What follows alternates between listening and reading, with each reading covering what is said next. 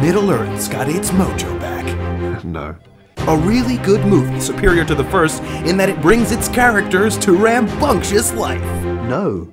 It's a ride well worth taking. New. The Desolation of Smaug has been touted as a major improvement upon the first installment of the Hobbit series, An Unexpected Journey, which was utter shit. So I went to go buy my tickets with moderate hopes for a good time. What I got was a pile of poop.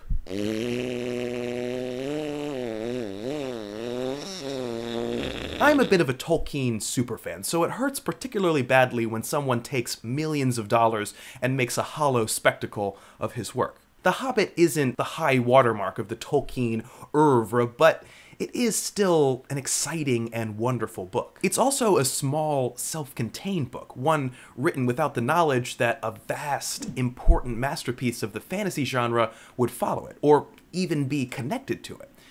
The Hobbit is Tolkien flexing his muscles with fairy story. Only later, when The Lord of the Rings began to take shape in his mind, did he realize that it could serve as a prequel. For backstory of The Lord of the Rings, for a deeper taste of the Tolkien legendarium, take a look at The Silmarillion, or the Book of Unfinished Tales.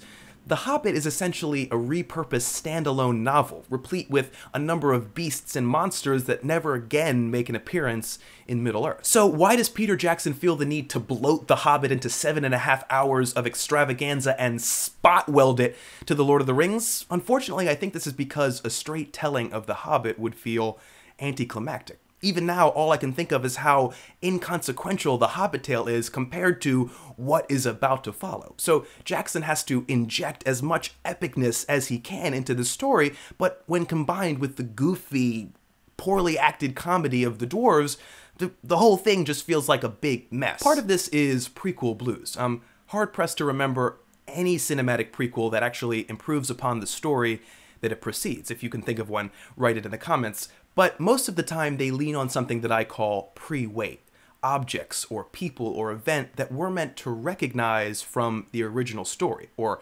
elsewhere in history and go, ooh, oh my god, it's the prancing pony! I remember that from The Lord of the Rings! Pre-weight can be used to incredible effect, but The Hobbit uses it as a crutch, just like the Star Wars prequels did. In the end, Jackson doesn't do himself many favors. 48 frames per second, for example, is a mistake. The lighting looks artificial. The costumes and facial hair are shoddily done. There's not a single line of dialogue that isn't predictable. Gandalf is relegated to an expositional role. No one surprises, most disappoint. The action is silly and void of drama. The dragon, blah, blah, blah, blah, blah, blah. Yeah, I get it. Evangeline Lilly sucks almost as much as the dwarf she falls in love with, and all 5 hours of the first 2 Hobbit films can't equal the emotional content of these 2 deleted minutes from The Two Towers. Symbolmuna.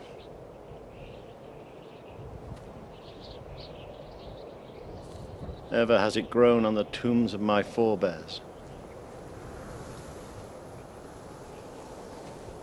Now it shall cover the grave of my son.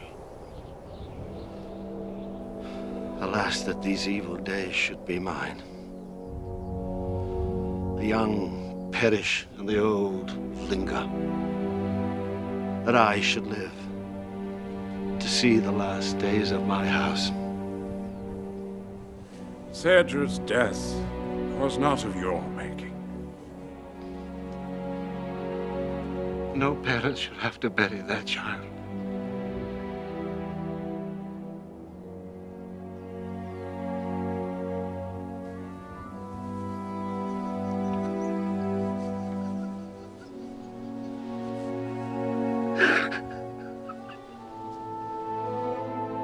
He was strong in life.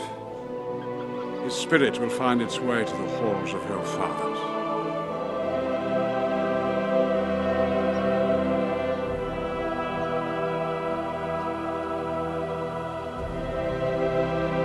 Rest of heart.